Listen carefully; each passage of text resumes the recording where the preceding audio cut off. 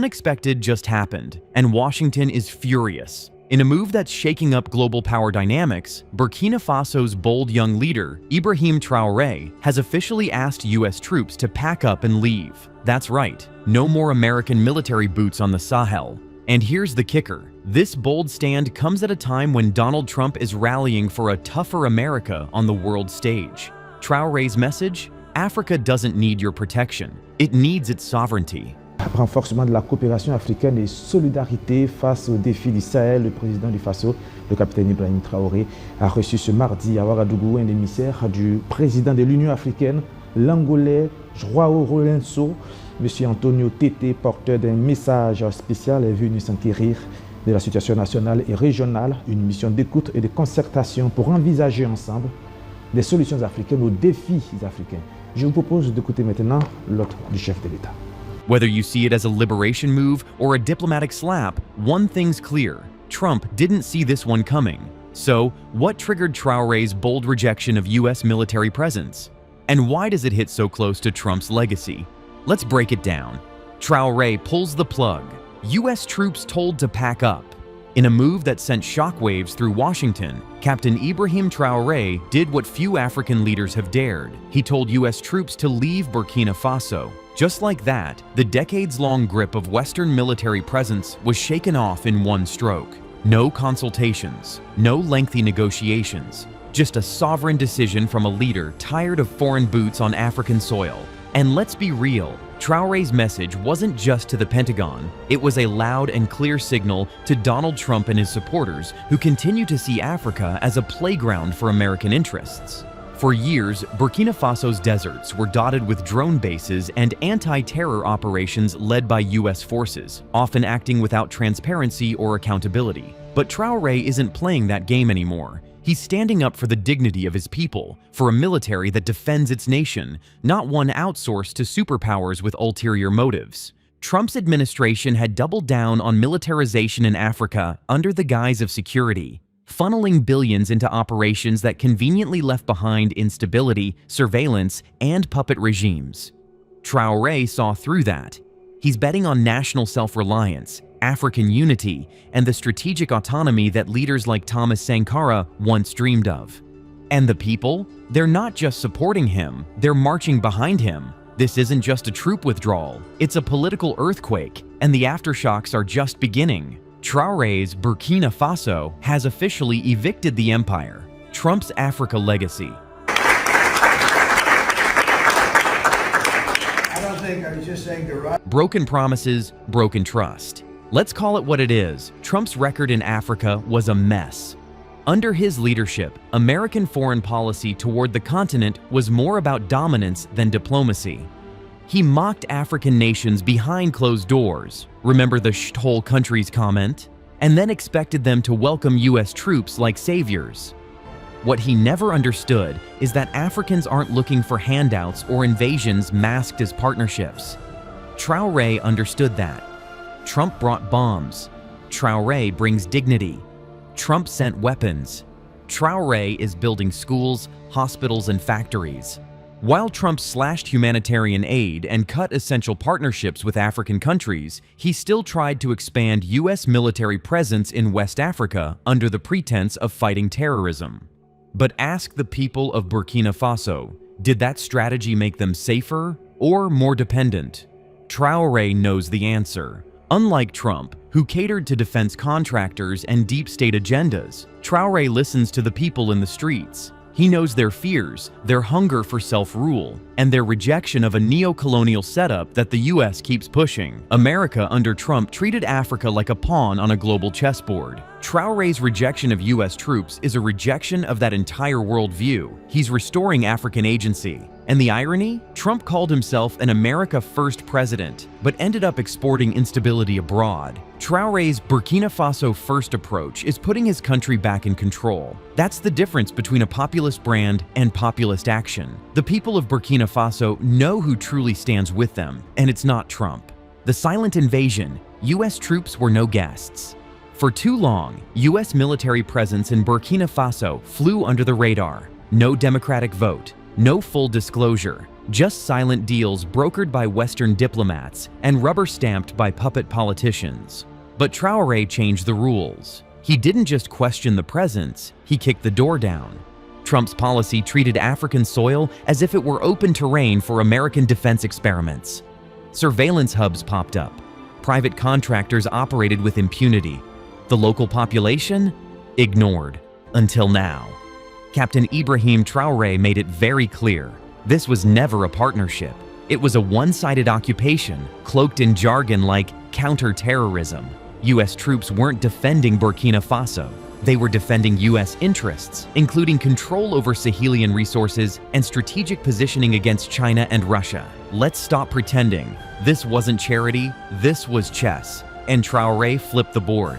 Unlike Trump, who praised military might without understanding regional nuance, Traoré studied the terrain. He knew that sovereignty cannot coexist with shadow armies. He saw how American weapons ended up in the wrong hands. He heard the cries of families caught in drone strikes gone wrong, and he acted.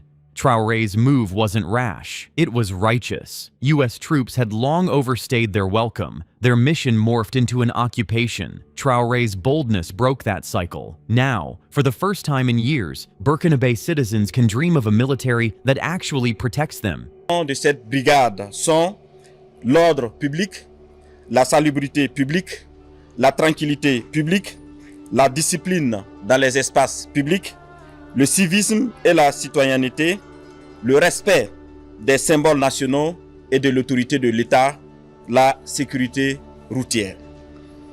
En conclusion, la mise en place de cette brigade constitue une réponse concrète, civique et pédagogique aux défis de régulation sociale de notre pays.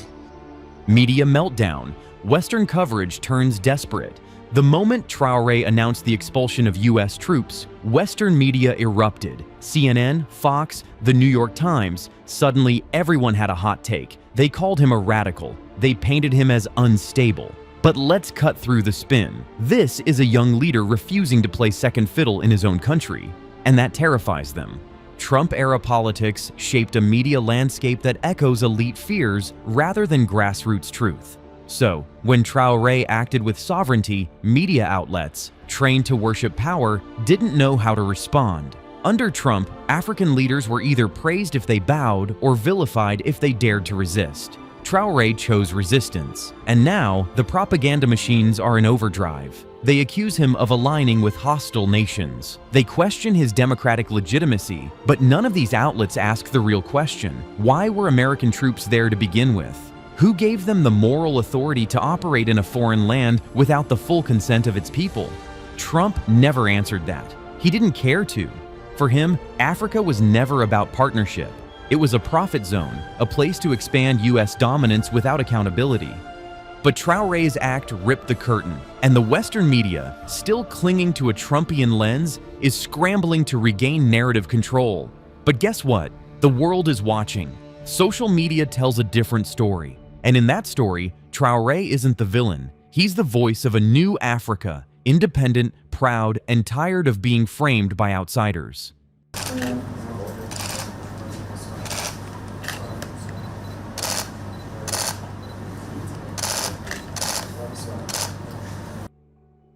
technique, mais aussi la coopération dans le domaine de l'économie, dans le domaine de l'énergie nucléaire et toutes les questions. Et on va faire notre mieux pour vous aider de développer dans toutes ces sphères. Et j'ai déjà rapporté à votre président. A new Sahel strategy, built by Africans for Africans. Traoré's expulsion of U.S. troops wasn't just symbolic, it's part of a broader blueprint. He's crafting a new Sahel strategy that prioritizes local defense, Pan-African cooperation, and grassroots stability over foreign intervention. And this strategy couldn't be more different from the chaos Trump left behind. Trump's foreign policy in the Sahel was simplistic. Send troops, drone strike the bad guys, and hope the region doesn't collapse. But that plan was blind to history, culture, and nuance. Traoré's plan?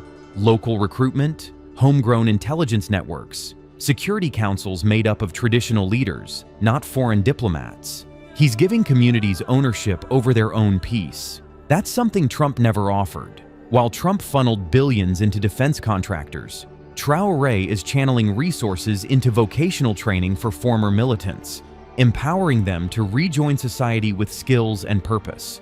This is the kind of development that creates security, not firepower. Trump claimed to fight terrorism, but under his watch, extremist groups grew bolder. In contrast, Traoré is cutting off their lifelines, poverty, hopelessness, and foreign exploitation. He's investing in real solutions. And the beauty? Other West African nations are watching. Mali, Niger, Guinea. They see Traoré as the spark that might light a regional movement. A movement where Africans dictate security terms, not foreign forces. Trump's strategy was top-down control. Traoré's is bottom-up liberation. And in that difference lies the hope of a continent long suppressed. Actuellement, il faut générer des unités et il faut les équiper. Et équiper, comme vous pouvez le constater, la puissance de feu de l'ennemi a beaucoup augmenté sur le terrain. Son équipement aussi est en train de se moderniser au fur et à mesure. Il faut que nous passons à une échelle assez importante. Donc, il y a beaucoup de choses en cours. Voilà, grâce au vaillant peuple burkinabé, je pense qu'il y a beaucoup de choses en cours.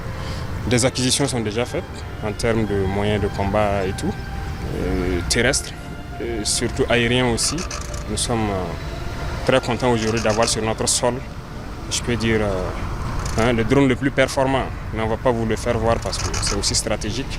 Beaucoup d'autres choses sont à venir. C'est un montage, on espère qu'il va rentrer en service dans peu de temps. Moyen terrestre, il y a beaucoup de choses à venir, notamment les blindés. Géopolitiquement, je vais m'en prendre beaucoup au Burkina. Donc vous voyez qu'il y a une convergence des terroristes vers le Burkina. C'est logique. L'objectif, c'est de nous faire plier parce que la ligne qu'on a prise, ça ne doit pas contaminer d'autres. Donc c'est un peu l'effet.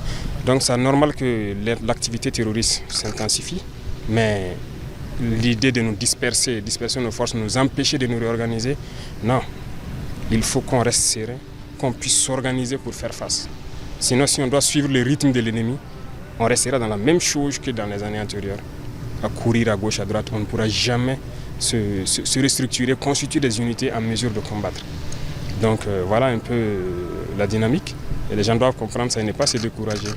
Voilà. Ils doivent être fiers plutôt, parce que tout ce que nous faisons actuellement, c'est vraiment en toute souveraineté, quoi. D'abord, The People's President, Traoré's rising popularity. Walk through the streets of Ouagadougou today, and one thing is clear. Ibrahim Traoré is not just a president, he's a movement. His decision to ask US troops to leave didn't weaken his base, it electrified it. From student rallies to village elders, Burkinabe across the spectrum see Traoré as a defender of dignity. That's a far cry from Trump, whose foreign policy blunders alienated both Americans and the international community. Trump bragged about making deals, but his deals often meant broken alliances and rising instability. Traoré, on the other hand, is making history by making bold, people-first decisions. His rise isn't about populism with empty slogans, it's about real acts of liberation. He's refusing to be a puppet, and that courage is contagious. In a continent tired of elite sellouts and false reformers, Traoré is proving that power can serve the people. When Trump was in power, he separated families at borders, demonized immigrants, and launched drone strikes on sovereign nations. Traoré is reuniting families, prioritizing internal security, and creating programs for displaced communities. One breaks, the other builds. It's no wonder the people chant his name like a drumbeat of revolution. And it's no wonder Trump, in all his arrogance, couldn't understand what makes leaders like Traoré different. Traoré listens, he adapts, he leads from among, not above.